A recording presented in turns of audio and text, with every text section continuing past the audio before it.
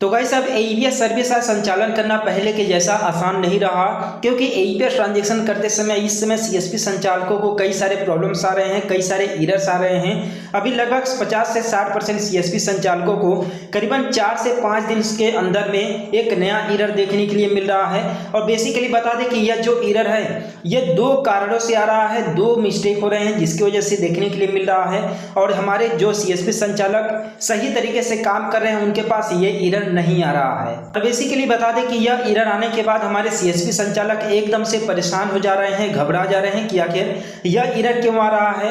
जबकि केवाईसी अगर अपडेट नहीं होता है ग्राहक के खाते में तो अकाउंट इनएक्टिव बताता है या फिर कोई अन्य एरर देता है, ट्रांजेक्शन फेल का इशू आता है। तो बेसिकली जैसे ही आप लोग एईपीएस के माध्यम से किसी भी तरह का अगर ट्रांजेक्शन कर रहे होंगे, चाहे बैलेंस इंक्वायरी चाहे मिनी स्टेटमेंट, और खास तौर से यह प्रॉब्लम जो है कि ज्यादा से ज्यादा बैलेंस इंक्वायरी करते समय आ रहा है। तो जैसे ही आप लोग ग्राहक का आधार डिटेल वगैरह इंटर करने के बाद जैसे ही फिंगर स्कैन करने के लिए क्लिक करते होंगे, साथ में यहाँ पर फिंगर भी स्कैन कर लेते होंगे, तो आपके सामने बैलेंस इंक्वायरी या फिर मिनी स्टेटमेंट ना शो करके यहाँ पर ये लिख करके चला आता है इनवैलिड इंक्रिप्शन।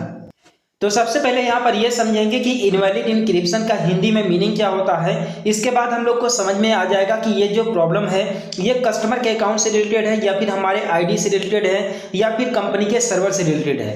ठीक है, आखिर कहाँ पर मिस्टेक हो रहा है जिसकी वजह से ये प्रॉब्लम आ रहा है। ठीक है, तो यहाँ पर देखिए इनवैलिड इंक्रिप्शन का मतलब ये है कि जो है कि अवैध आप जो है कि डेटा जो इंटर किए हैं वो इंक्रिप्ट नहीं किया जा सकता है। यानी कि जो भी आपने यहाँ पर आधार नंबर फिलअप किया है वो आधार नंबर प्लस आपने जो भी बायोमेट्रिक डिटेल लगाया हुआ है कस्टमर का वो डिटेल मैच नहीं हो पा रहा है। यानी कि जब ग्राहक ने अपना आधार कार्ड बनवाते समय जब अपना फिंगर लगवाया था, साथ में जो डिटेल दिया था वो डिटेल प्लस अभी फिंगर लगाते समय जो डिटेल आपका शो करना चाहिए एक्चुअल में जो पहले डिटेल था, ठीक है, वो मैच नहीं कर रहा है। जिसकी वजह से जब आप यहाँ पर फिंगर लगा रहे हैं तो आपका वो इनवैलिड इनपुट हो गया, यानी कि इनवैलिड इंक्रिप्शन हो जा रहा है। ठीक है, अब देखिए यहाँ पर कई सारे प्रोबेबिलिटी हैं जिसकी वजह से ये एरर आ सकता है। पहला तो ये हो सकता है कि कस्टमर का फिंगर साफ एंड नीट एंड क्लीन ना हो, जिसकी वजह से कस्टमर का फिंगर सही तरीके से नहीं लग पा रहा है, जिसकी वजह से इनवैलिड इंक्रिप्शन का इशू आ रहा है। सेकेंड थिंग कि आप जो आधार का डेटा इंटर किए हैं यानी कि आधार नंबर इंटर किए हैं, मे बी आधार नंबर सही ना हो,